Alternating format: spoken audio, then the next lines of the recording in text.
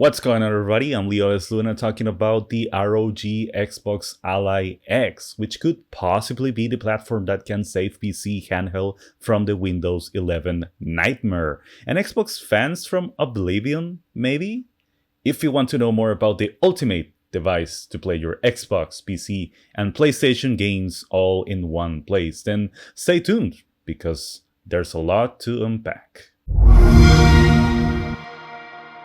So after many years of rumors, the handheld console is finally here, and to be honest, it looks so much better than I expected. In fact, I wasn't even expecting anything from this Xbox showcase, but I was blown away by the amount of fascinating titles coming up.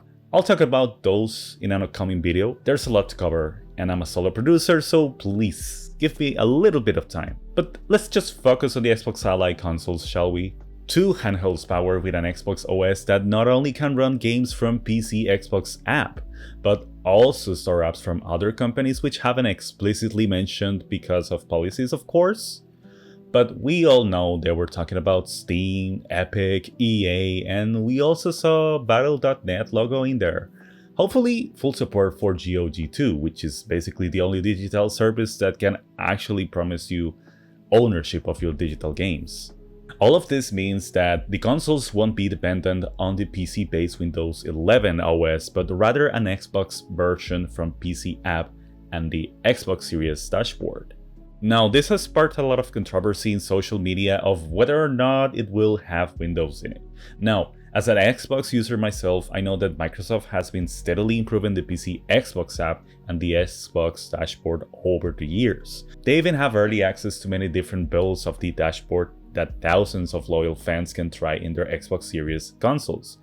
Having said that, I'm pretty sure they're focusing on building a solid OS solely based on Xbox. And why is this important, my dear non-PC gamer? Well, because according to Xbox, by not having Windows 11 as the main OS, the console itself will boost in performance compared to PC handheld. I'm talking about the previous Asus ROG Ally consoles, the Lenovo Legion Go, Aya Neo, and so on. And yes, the UI in those devices is pretty trash, to be honest. Having to navigate the unpleasant design of Xbox 11 is a nightmare, like I said, considering the many typical updates and surprise bugs issues you may face on a computer. Hopefully, with this newly revamped Xbox OS, things will improve for the better. Microsoft even announced that it will release it for all their PC handheld devices, making it the perfect ecosystem to rule them all. The good thing though of these devices, it includes an Xbox button that opens up a lot of useful options for you. I just hope the button will not overlap like it does on PC while opening Steam OS though.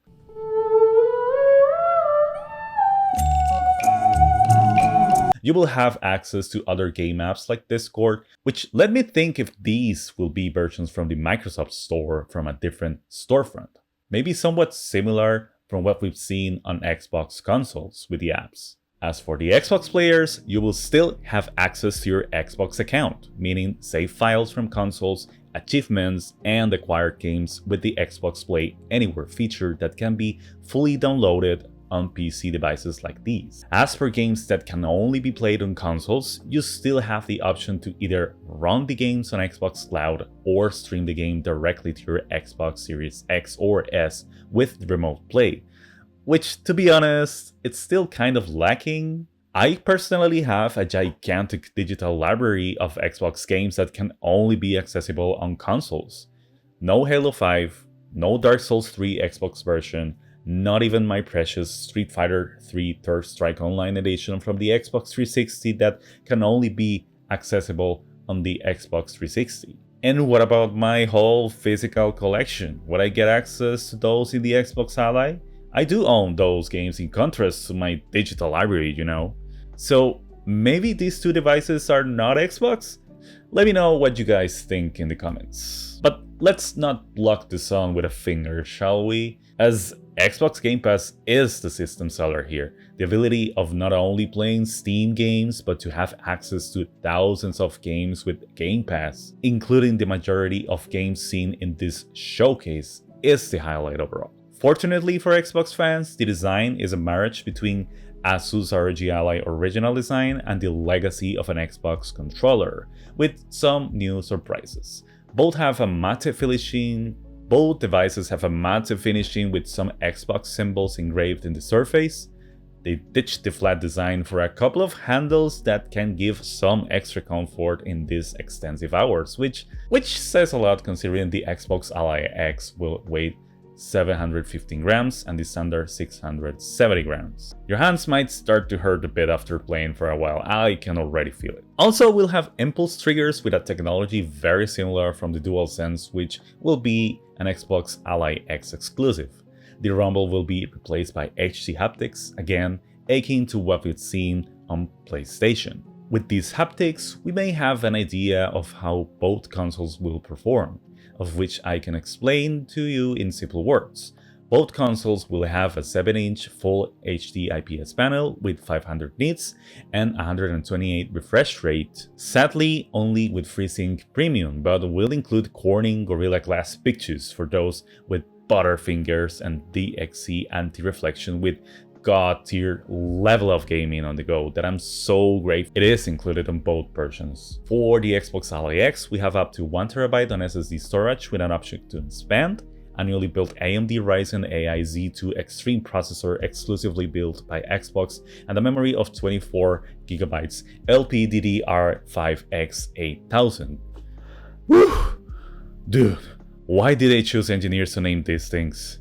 Meanwhile, we have the standard Xbox Ally with 512GB of SSD, expandable storage, and AMD Ryzen Z2 processor and 16GB LPDDR5X6400, which is basically the same processor as the Lenovo Legion Go.